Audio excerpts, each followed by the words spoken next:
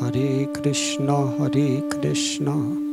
Krishna Krishna, Hare Hare, Hare Rama,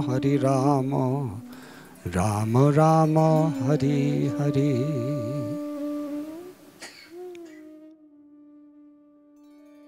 As a Swami, it's very interesting how many married people tell you their problems. And interestingly, thousands of people tell me their problems. And each one thinks it's a unique problem that no one has ever had before. And it's something that's very insurmountable to overcome. And in general,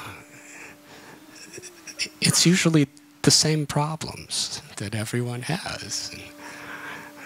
And what I found is, if we base our relationship on a higher principle, then the daily uncertainties, if there's one thing that's certain about this world, is there will definitely be uncertainties. If there's a higher principle, we can overcome them.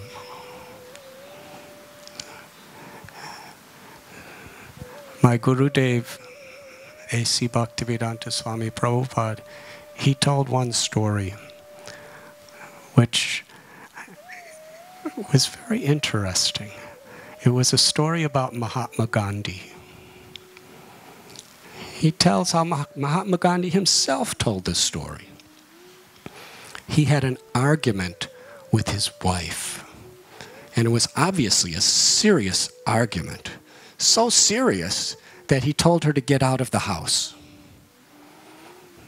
So she went out of the house. And sometime later, he came out of the house, and he saw his wife sitting on the roadside. And he said, "Why are you still here?" And she said, "I have no place to go." And he said, "Whatever differences we had, let's just forget it." And then they came back in the house. And they were happy ever after. Now, I thought that was pretty interesting. Because Mahatma Gandhi, throughout the world, is a symbol of peace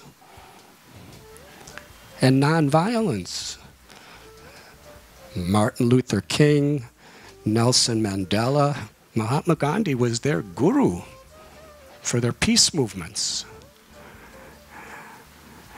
Ahimsa.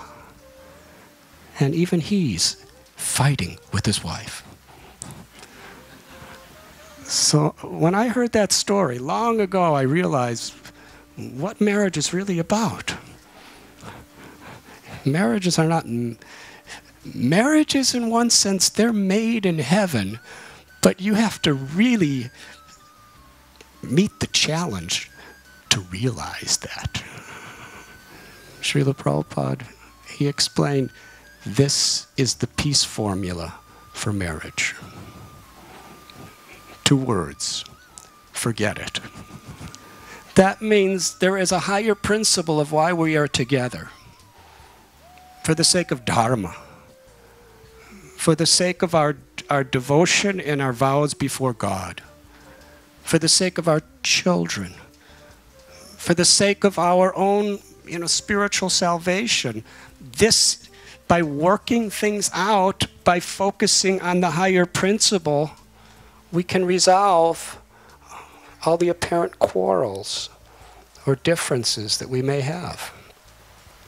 Because can you imagine 2 false egos, ahankars, living in the same house together year after year after year? You can't make it by romance. You can't make it by apparent astrological compatibilities.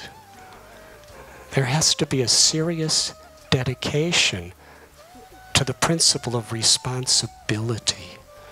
And through taking that responsibility, actual love can take place between people on a very deep level.